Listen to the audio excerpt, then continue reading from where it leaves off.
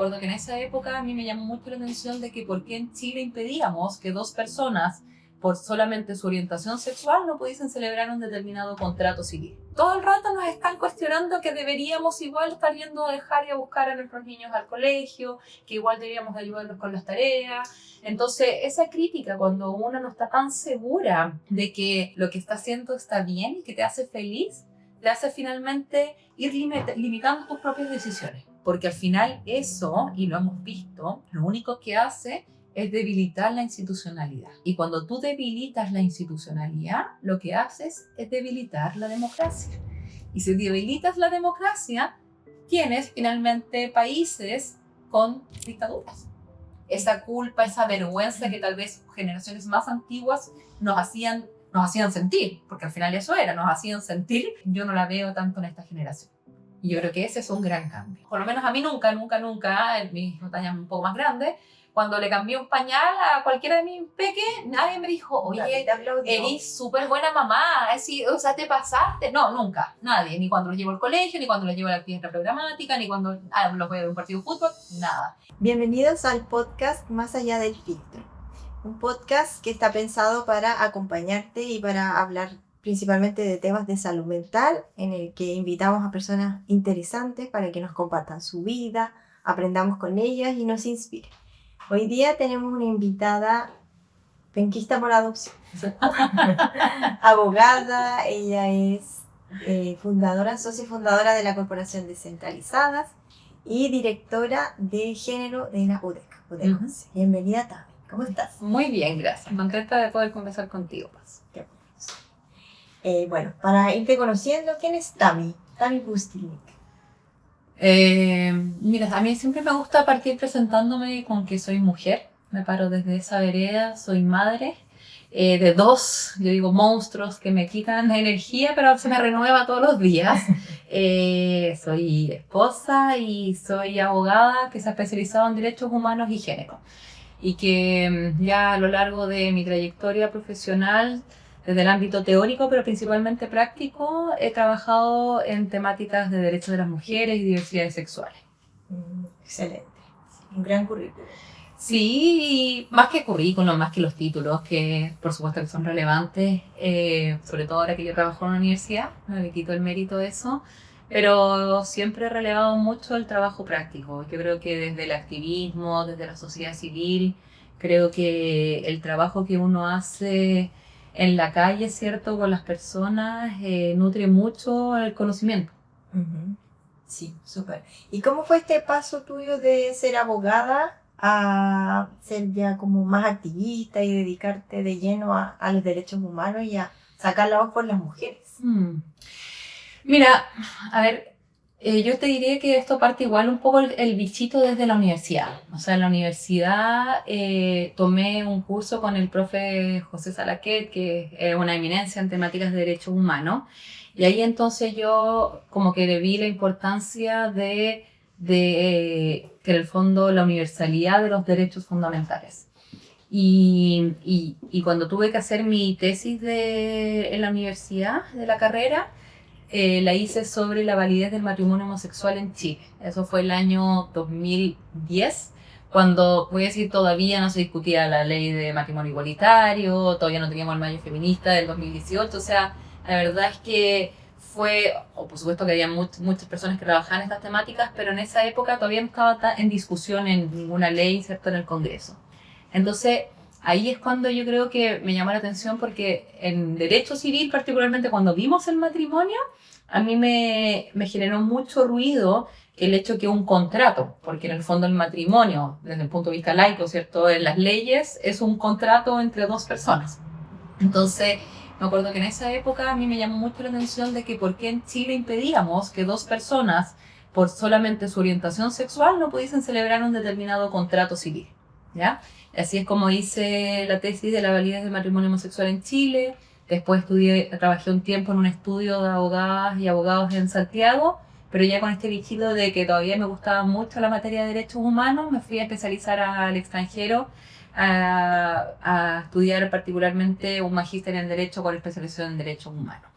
Y ahí es cuando yo creo que empezó a abordarlo mucho más. O sea, mi interés por esta temática. Cuento siempre como una anécdota que yo siempre quise ser madre. Creo que soy, como te decía al comienzo cuando me presenté, me paro como mujer, madre, pero creo que la maternidad tiene que ser deseada o no. O sea, soy muy concreta en eso. Entonces yo siempre quise ser madre, pensando, cuando me fui a estudiar afuera, dije, bueno, me gustaría como al final del magíster quedar embarazada, entonces ahí tal vez puedo quedarme un tiempo más viviendo allá, mientras ya viviendo mi embarazo, después tal vez de tener mi hija allá o de regreso a Chile. Y la cosa es que quedé embarazada al primer mes del magíster. O sea, Oh my God. hice todo el máster embarazada. Incluso tuve que pedir que las últimas evaluaciones me las adelantaran porque no sabía la fecha de parto. Finalmente mi hija nació la semana 42 con 5 días. O sea, no quería salir. Sí, complejo. Pero bueno, y ahí yo te diré que también el tema de la maternidad, de vivir mi maternidad estudiando, después me fui a estudiar otro magíster, ahí nos vivimos 2 años en Tel Aviv, vivimos después 1 año en Nueva York estudiando otro magíster ahí con mi hija de 1 año. Y ahí fue cuando yo me di cuenta de lo complejo que es poder conciliar la maternidad con tu carrera profesional. Y cómo te juzga la sociedad cuando tú quieres, en la medida de lo posible, conciliar ambas cosas. Y con ejemplos concretos, o sea, nosotros llevábamos 2 años ya viviendo afuera con mi marido, ya con mi hija. Cuando nos vamos a estudiar, cuando me voy a estudiar a Nueva York, me acuerdo que mucha gente que en el fondo te tiene cariño, Paz. O sea, no es como gente en redes sociales que no le ponís cara y que sabes que viene hate de todas partes. No, o sea, gente con la mejor intención que tú sabes que te quiere, me decían cosas como, pero vas a estudiar, pero tu hija tiene 1 año y tu marido ya lleva 2 años no haciendo nada, entre comillas, y tú y vas a estar 1 año más allá. Entonces, como todo ese cuestionamiento de que yo salía muy temprano para irme a estudiar y llegaba a las 4 de la tarde y por otro lado mi marido era el que se hacía cargo del cuidado, venía de personas bastante cercanas. Entonces ahí cuando yo digo, menos mal que a mí, sobre todo a mi marido, nos importa poco o muy poco lo que dirán el resto, porque si no, no nos hubiésemos seguido. ¿Y cuántas mujeres, finalmente, y hombres también, ¿cierto?, ceden porque en el fondo la sociedad dice que deberíamos hacer ciertas cosas, que nuestro rol, por mucho que hoy en día tenemos mujeres profesionales en todas las áreas y tenemos mujeres líderes, pero igual todo el rato nos están cuestionando que deberíamos igual estar yendo a dejar y a buscar a nuestros niños al colegio, que igual deberíamos ayudarlos con las tareas. Entonces, esa crítica, cuando una no está tan segura de que lo que está haciendo está bien y que te hace feliz, te hace finalmente ir limitando tus propias decisiones. Entonces, yo creo que ahí, como para responder tu pregunta, fue cuando dije el tema de los derechos de las mujeres, participación laboral, que así fue como empecé a introducir particularmente el tema de derechos de las mujeres.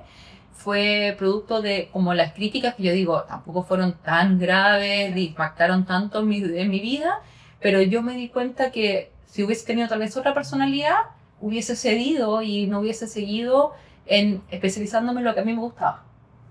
Claro, exacto.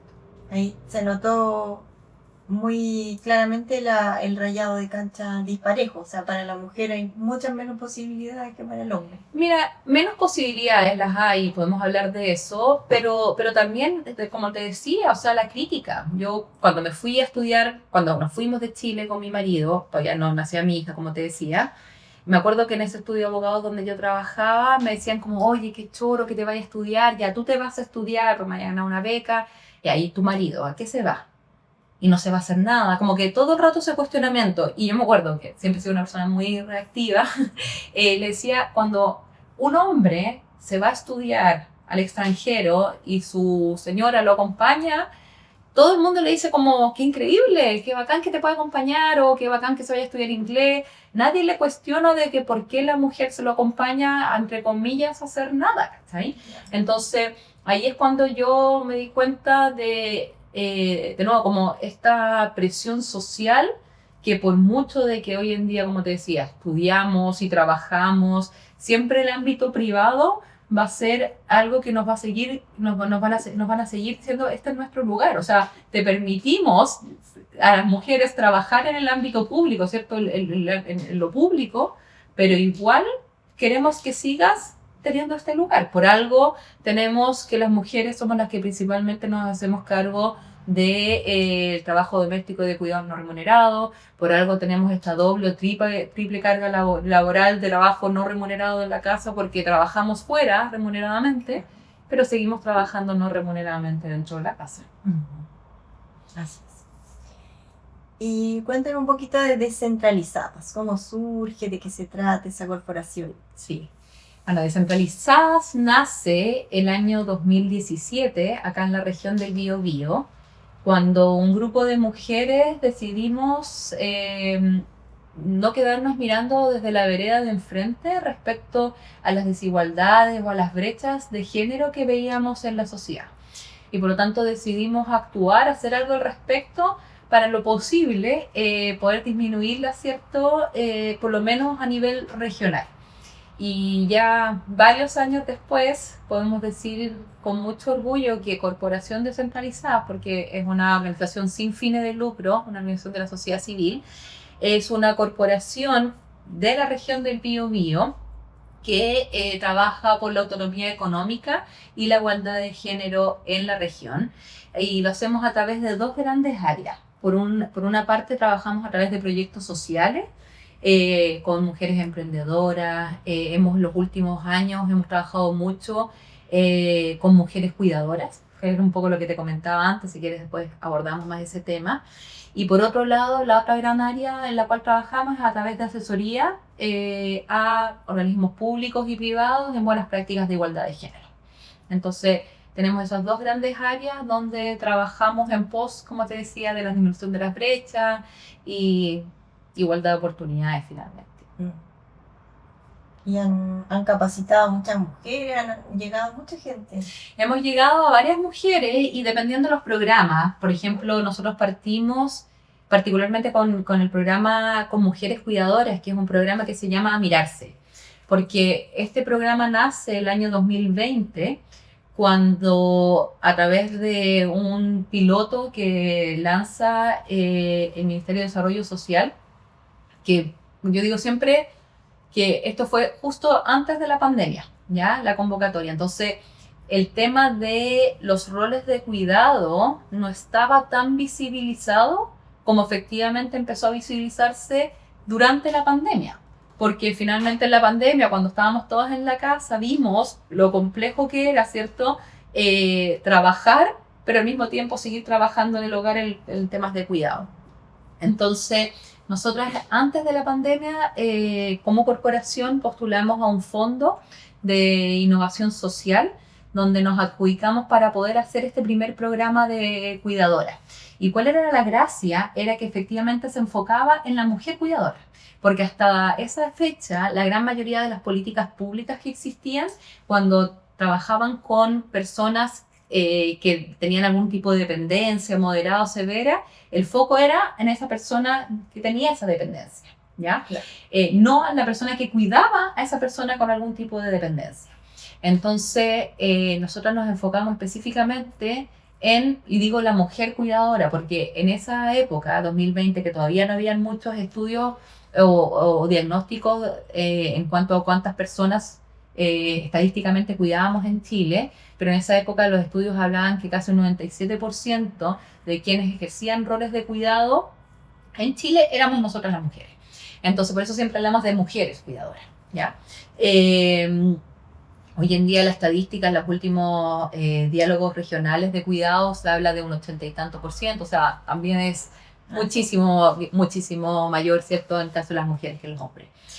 Entonces, en ese momento, como te digo, nos enfocamos en la mujer cuidadora, pero particularmente en el autocuidado, porque esta frase que también es muy conocida y tal vez hasta cliché, pero súper potente, es como quien cuida a la que cuida, porque finalmente si la persona no se cuida desde un punto de vista de salud mental, pero física, ¿cómo entonces va a seguir cuidando, cierto, a su ser querido? Y ahí es entonces como piloteamos esa primera versión el año 2020 y desde esa fecha ya estamos en la 7ª versión de este programa para mujeres cuidadoras. En cada versión hemos impactado las últimas veces 25 a 30 mujeres, pero en total en todas las versiones hemos impactado a más de 120 mujeres cuidadoras de la región del Biobío. Y cuando hablo de la región del Biobío me hago cargo de también, bueno, el nombre descentralizada, ¿cierto? Nosotros también tratamos de hacer todo con pertinencia territorial, entendiendo que no solamente queremos una descentralización desde Santiago al resto de las regiones, ¿cierto? Región metropolitana al resto de las regiones, sino que también dentro de la región del Biobío. O sea, no es la misma realidad en la región en la provincia de Concepción que en la provincia de Arauco, en la provincia de Biobío y entre las mismas comunas.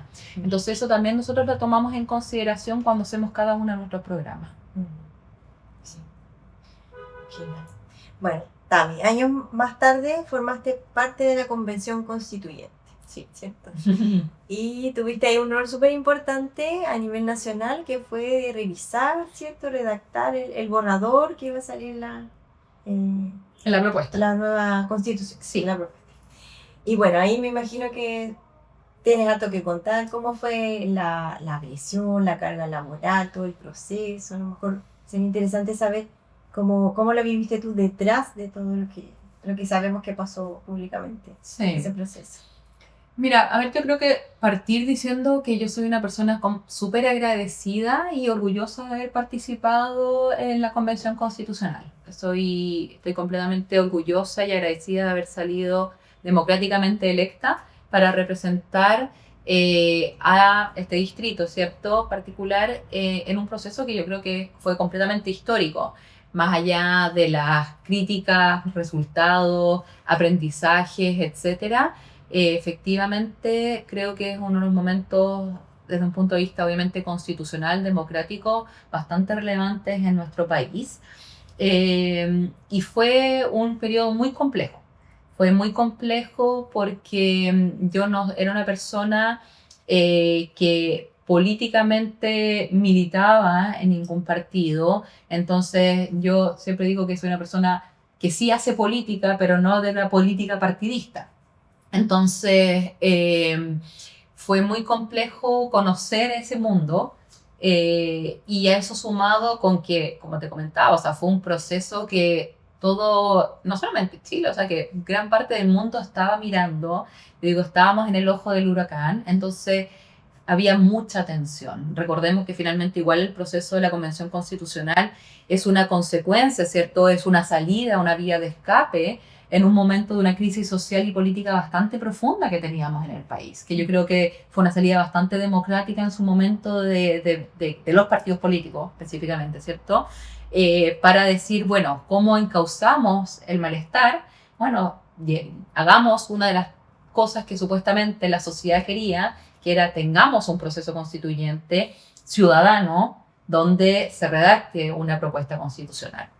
Entonces era un momento muy tenso, muy complejo. A eso sumémosle que cómo estaba integrada la Convención Constitucional fue bastante peculiar. Desde un punto de vista yo creo que también positivo, o sea, de nuevo, hay críticas, se puede analizar muchas cosas. Yo creo que ahora, yo digo, con más calma y como con la cabeza más fría, se están sacando varios estudios interesantes respecto de cosas positivas como cosas negativas que ocurrieron durante el primer proceso, ¿cierto?, de la Convención Constitucional. Pero también la integración de la Convención, yo digo que fue bastante peculiar porque llegaron personas que nunca antes habían estado en un espacio de toma de decisión tan relevante como escribir la Constitución del país. El hecho de que hayamos llegado tantas personas independientes, que hayan llegado personas que no pertenecían específicamente a determinados sectores sociales, económicos de Chile, hizo que fuera, bueno, por supuesto, muy heterogéneo. Y cuando tú tienes un grupo muy heterogéneo, por supuesto que es mucho más difícil ponerse de acuerdo. Claro. Porque cuando tú tienes a un grupo de personas de una determinada ciudad, de determinadas comunas, de determinado nivel socioeconómico, en general las formas de pensar no son tan diversas como cuando tienes la forma en cómo se integró la Convención Constitucional. Entonces, yo creo que todos esos desafíos, más el hecho de que teníamos que una hoja en blanco, y no solamente una hoja en blanco en cuanto a la redacción de las normas, sino que también una hoja en blanco en cuanto a cómo íbamos a redactar esas normas. Porque, claro, tú mencionas el proceso al final, ¿cierto? De cuando fue la comisión de armonización, que voy a hablar sobre eso, pero al comienzo tuvimos el periodo que tuvimos que redactar las reglas del juego. Cómo íbamos a actuar, cómo íbamos a votar, cuántas comisiones iban a haber, cuáles iban a ser los temas que se podían abordar por cada una de las comisiones, que fue a través de la comisión de reglamento que yo también integré. Entonces, yo decía que lo complejo que fue al comienzo, porque tuvimos que votar, ¿cómo votar? Así de complejo fue. O sea, la primera vez que dijimos, vamos a hacer una comisión de algo, bueno, ¿cómo decidimos? ¿Por mayoría? ¿O decidimos por 2/3? Porque no sabíamos cómo hacerlo. Claro. Y pandemia, también, sumémosle. O sea, por todos lados no era fácil el contexto. Pero como te decía, yo soy una persona súper, súper agradecida de esa instancia. Pero también creo que es importante transparentar que fue, yo creo que la época más difícil desde un punto, o desafiante desde un punto de vista de salud mental. O sea, yo lo he dicho en varios espacios, de que yo estuve un año con mi salud mental al límite. O sea, fue muy complejo, y no solamente a mí, o sea, yo creo que a la gran mayoría de las personas que lo integramos, había mucha tensión, como te decía, había mucha crítica, entonces yo trataba de ser también súper como cautelosa de la forma. Soy una persona en general bastante dialogante, entonces no es que actuaba distinta a como realmente me ves ahora, pero sí tenía mucho más cuidado con gente de mi equipo. Siempre decíamos, estamos pisando huevos todo el rato, porque también teníamos que ser hiper cuidadosas con todo lo que decíamos, porque cualquier cosa se podía distorsionar, cualquier cosa se reinterpretaba de una forma que tú decías, ¿en qué momento dije eso o se dio a entender que yo quería decir eso? Había muchas fake news en ese tiempo. Mira, o sea, sí, o sea, habían, pero también habían comportamientos, porque mucha gente dice que, bueno, el resultado de la convención se debió a las fake news, y yo trato de ser súper cuidadosa de decir que eso no es la única razón. O sea, hay que hacerse cargo de que el comportamiento voy a decir, de la Convención Constitucional, en la cual me incluyo, muchas veces dejó mucho que desear, que finalmente eso hizo, yo decía, le daba material a la gente que no quería que este proceso le fuera bien, para que finalmente agarrar eso que se hacía o decía y lo viralizaba. Entonces, ¿habían fake news? Sí. Yo particularmente me acuerdo casos concretos donde yo decía, esto no es así. O sea, ¿en qué momento los medios de comunicación están comunicando algo que no es cierto, propiamente tal? Pero también, como te decía, muchos comportamientos que no correspondían, que no estaban al nivel, voy a decir, de la etapa republicana que estábamos viviendo como sociedad, que era al final escribir una propuesta constitucional para el país, y que era una tremenda oportunidad. Yo sinceramente, como te digo, veo con mucho orgullo mi participación, pero al mismo tiempo no puedo evitar lamentar ciertas cosas que se pudieron haber hecho mucho mejor, pero que, si te soy sincera, también si procede el tiempo en base al contexto, era también muy complejo tal vez empujar cosas muy distintas. Sí, bueno, acá nos encanta hablar de salud mental, tú sabes, entonces quizás podríamos entrar ahí un poquito. ¿Cómo fue para ti el pasar? Siempre habías tenido, o sea, antes de eso habías tenido una vida pública, ¿cierto? Ya eras conocida, pero ahí esto explotó, Sí. me imagino, estás mucho más al centro quizás de la polémica. Entonces, ¿cómo fue para ti? ¿Cómo lo viviste? ¿Cómo lo enfrentaste? Como te decía, fue muy complejo. Al principio no lo pasé para nada bien. Yo te diré sinceramente, o sea, sufrí mucho al comienzo, y por la violencia, o sea, la violencia que se vivió tanto interna como externamente, las presiones, cosas que tal vez yo tampoco estaba acostumbrada, como te decía. O sea, entonces eh, fue muy complejo sentir como la injusticia en cuanto a que, tal vez de una forma, yo siempre digo, muy ingenua de mi parte, yo iba como con la mejor intención, con todas las ganas, para que esto funcionara. Y de repente, cuando uno te vas dando cuenta de la violencia que empiezas a sufrir porque en el fondo piensas distinto a otra persona, ya sea dentro o fuera de la convención, yo creo que esto no nos lleva a ninguna parte. O sea, claro, particularmente estamos hablando de la convención, pero si nos vamos al contexto actual, nacional o mundial, a mí me tiene muy, muy, muy, muy angustiada la forma en cómo se está llevando la política en general. O sea, hoy en día los discursos agresivos, populistas, son los que están polarizados, son los que están ganando terreno. Entonces, hoy en día, cuando tú piensas distinto a mí, eres mi enemiga. Y no puede ser así, o sea, las cosas primero no son blanco y negro, ¿no? O sea, tenemos muchos matices de colores.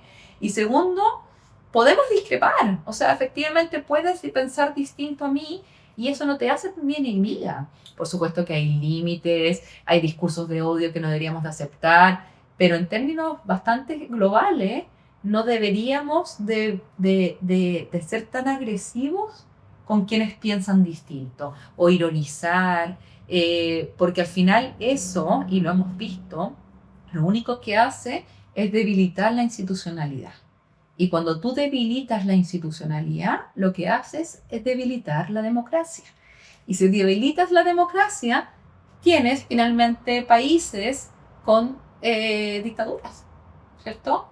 Y eso no queremos lograr. Nos costó tanto volver a la democracia en nuestro país, que es algo que yo creo que tenemos que cuidar mucho. Así es. Entonces, Tami, ¿cómo has lidiado con la exposición digital? Con estar en las redes sociales, en esta plataforma en donde todo el mundo te ve, puede opinar de ti. ¿Cómo ha sido para ti? Mira, yo te voy a ser sincera, no ha sido tan complejo. He recibido odio, he recibido mala onda, pero tal vez, lamentablemente, uno se acostumbra, lo cual por eso digo es lamentable, porque no deberíamos nunca aceptar ni tolerar este tipo de situaciones. Pero también creo que como que con el paso de los años, que tampoco que tenga tantos, me estoy acercando a los 40, pero todavía no, te das cuenta que al final la gente que te tira mala onda es gente que se esconde bajo, o sea, detrás de una pantalla, ¿cierto? Muchas veces anónima, incógnita, que debe estar pasando lo pésimo. Yo como, de nuevo, tal vez muy ingenua, pero siento que si yo hay algo que no estoy de acuerdo y lo leo en redes sociales, podría hasta comentar y dar mis argumentos de, mira, yo no estoy de acuerdo, esto no está bien, pero tirarle mala onda a una persona en concreto, siento que eso te lleva mucho tiempo, te genera mucho malestar. Entonces, no sé si la palabra es empatía con la gente que te tira mala onda, pero como que sinceramente no he logrado como que no me afecte en la profundidad, porque trato de siempre mantenerme como súper segura de lo que hago, estar súper segura de lo que a mí me hace feliz, estar satisfecha con mi vida profesional, personal, con mi familia, con mis amistades, porque al final haters gonna hate, o sea, como que te van a odiar. Me acuerdo particularmente cuando trabajo con mujeres o hacemos actividades, que está todo este síndrome, ¿cierto?, de la impostora y tantas cosas. Yo siempre le digo, en verdad tienen que hacer lo que ustedes crean que les hace feliz o que les haga sentido, porque siempre va a haber alguien que las va a cuestionar igual. Siempre, siempre, siempre, siempre. O sea, hagas lo que hagas, va a haber alguien que no está de acuerdo con lo que tú estás haciendo.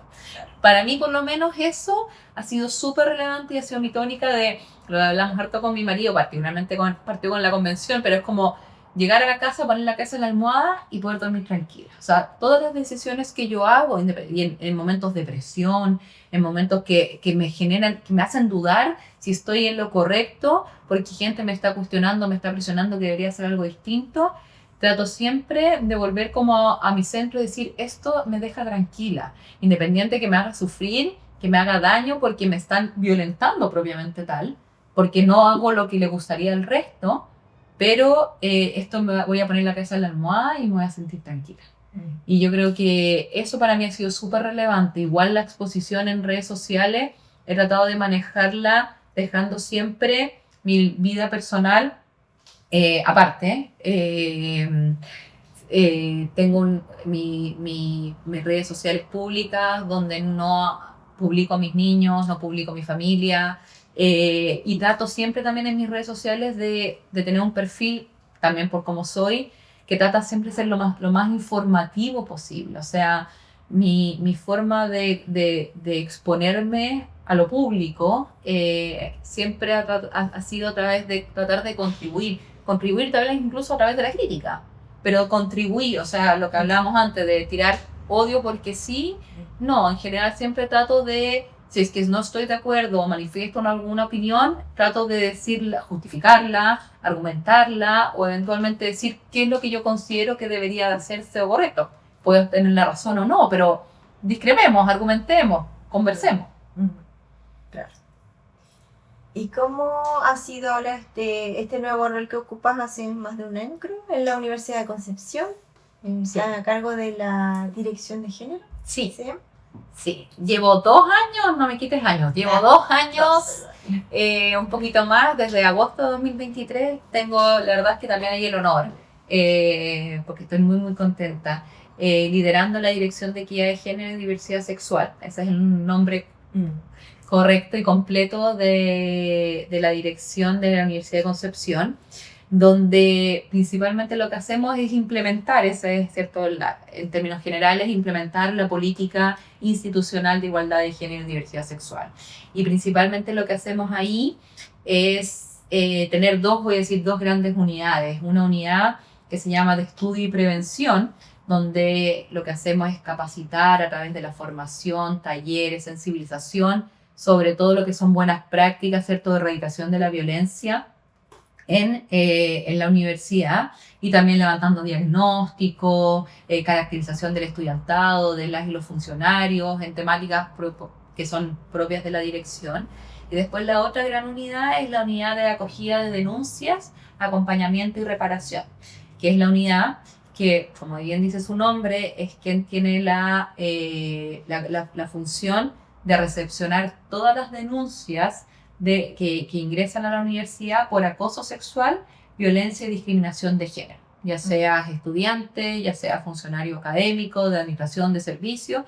Todas denuncias en esos 3 ámbitos ingresan a través de nuestra dirección, y por lo tanto nosotros tenemos la función de analizar la admisibilidad de esa denuncia y después notificar el resultado, además de dictar medidas de resguardo y también eventualmente de reparación. Y estoy muy contenta, muy contenta. Es un lindo pero gran desafío trabajar, yo creo que en cualquier universidad, ¿cierto? Pero en la Universidad de Concepción, que es una universidad tradicional, muy reconocida, muy grande acá en la región, ¿cierto?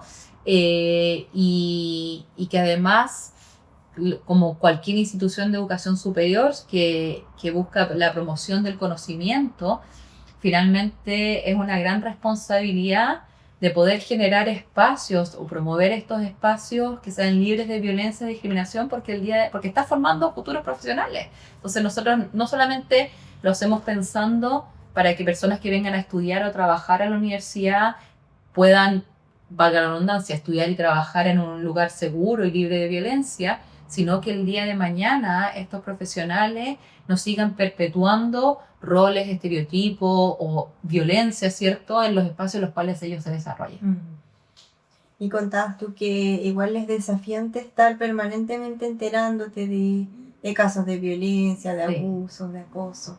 Sí, ha sido desafiante en ese sentido, como de forma personal, porque, bueno, como hemos ido comentando, yo llevaba bastantes años trabajando en temáticas relacionadas con derechos de las mujeres, derechos de las diversidades sexuales y de género, pero nunca me había tocado trabajar en un espacio donde, tal vez de forma bastante cotidiana, veo, ¿cierto? No veía, veo relatos de violencia, discriminación, que son además súper crudos. O sea,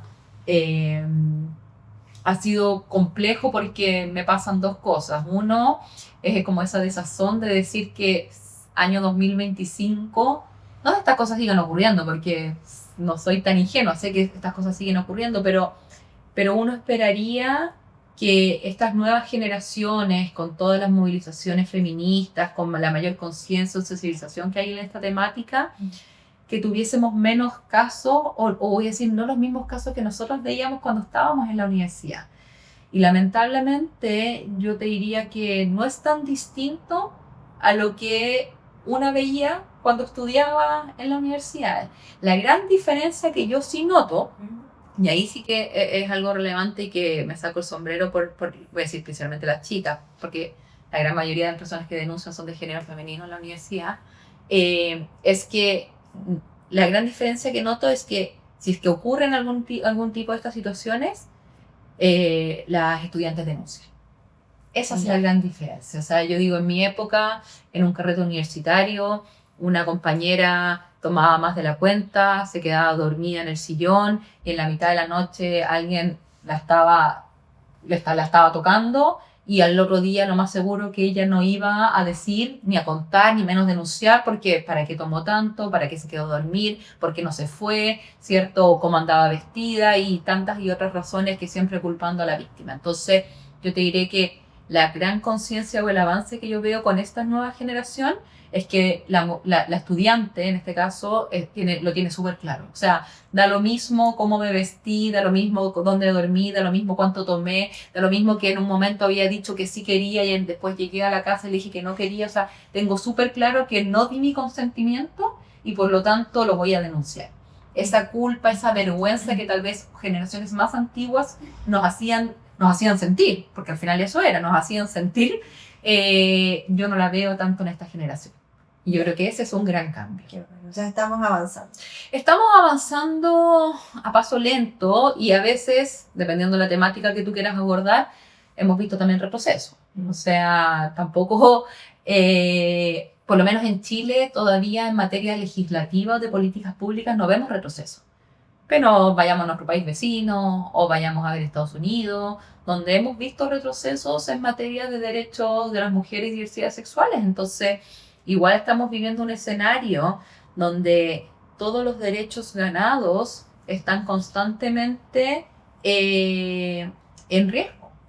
Y eso es algo que a mí me parece relevante siempre como estar súper consciente.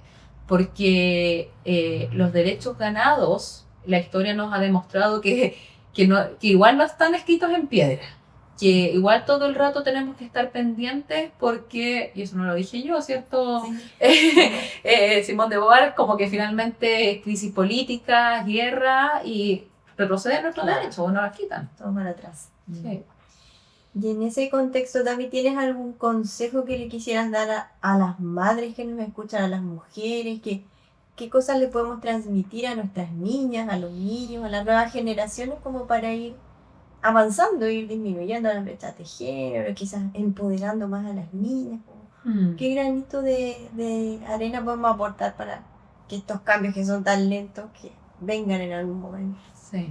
Mira, ahí me pasa, y no es falsa modestia, pero yo estoy súper curiosa de dar consejos, no porque quién soy yo para darlos, pero puedo en base a la experiencia nomás. A mí me pasa que más que un consejo para niñas, para mujeres, para madres, o sea, es un consejo a la sociedad. O sea, primero hay que tener súper claro que la única forma para avanzar en materia de igualdad de género, para la reducción de las brechas o finalmente la erradicación de la violencia, es que tenemos que involucrar a toda la sociedad. Entonces, si es que hay que dar un consejo, no es solamente a la mitad de la población, o sea, hay que involucrar a toda la sociedad para que finalmente podamos trabajar en conjunto en esta erradicación, porque la igualdad de género, y eso es importante tenerlo claro, es algo que no solamente beneficia a las mujeres, beneficia a la sociedad en su conjunto, es un estándar mínimo de calidad que nosotros deberíamos de exigir en todas las sociedades democráticas. Entonces, en ese sentido, más que un consejo, ¿cierto? Para mí es como súper importante ser consciente de que esto no es un tema de ideología, esto no es un tema de derechas o izquierdas, que a veces la gente lo quiere plantear así, por lo tanto se abandera, independiente que podemos tener partidos más o menos progresistas en ciertas áreas, pero mujeres de derecha sufren violencia de sus parejas como también mujeres de izquierda. Hay un tema de interseccionalidad que hay que tenerla súper clara, Pero si nosotras y nosotros finalmente no trabajamos en conjunto y creemos que ya está todo listo y no es tema y hoy en día no deberíamos seguir tocando estas temáticas, lo único que vamos a hacer es dejar a mujeres, niñas, adolescentes desamparadas por el Estado cuando todavía necesitan del apoyo para salir de relaciones violentas, para salir de situaciones que las están discriminando y que finalmente no le están dando las mismas oportunidades que sus pares masculinos. Así que ese es como un lema, así como es tarea de todos. No le carguemos la mata más a las mamás, que ellas tienen que educar distinto. O que las niñas tienen que creerse no sé qué. No, o sea, es de todo. O sea, me acuerdo una vez en un conversatorio, también hace un par de años, que de nuevo, con la mejor intención, alguien decía que machismo se escribía con M de mamá y maestra.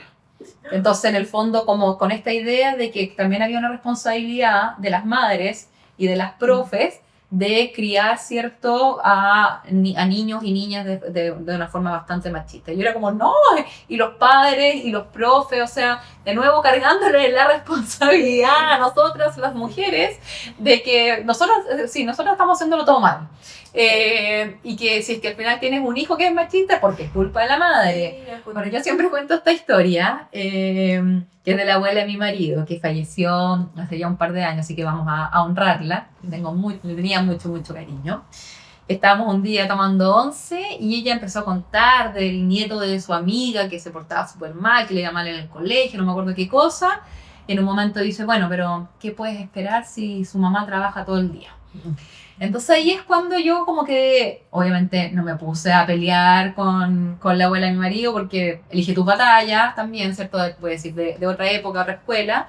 Pero como que ahí de nuevo te lleva a reflexionar con esto de, pero ¿por qué nos ponen más responsabilidades a nosotras? O sea, no que le vaya bien o mal en el colegio desde parte de los adultos, quienes sean que están criando a ese niño o niña, y no solamente la madre, lo que hablábamos antes. O sea, nosotras trabajamos remuneradamente fuera del hogar, pero después tenemos que volver a la casa y seguir trabajando, porque si es que no, nos van a estar diciendo que somos malas madres, porque en el fondo a nuestro hijo le va mal en el colegio.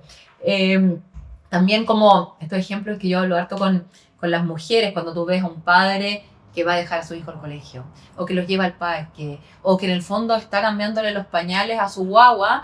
Yo no sé si a ti te pasa, Paz, que me decías que también tienes hijos, pero en el fondo es como, se pasó tu marido, es tremendo papá, sí. ¿Cachai? Y yo es como, por lo menos a mí nunca, mis hijos están ya un poco más grandes, cuando le cambié un pañal a cualquiera de mis peques, nadie me dijo, oye, eres súper buena mamá, o sea, te pasaste. No, nunca, nadie, ni cuando los llevo al colegio, ni cuando los llevo a la actividad programática, ni cuando los voy a ver un partido de fútbol, nada. Entonces, al final, ¿qué nos dice eso? Que nosotros estamos siempre poniendo en un altar al hombre cuando hace cosas que le corresponden por haber traído un ser humano al mundo.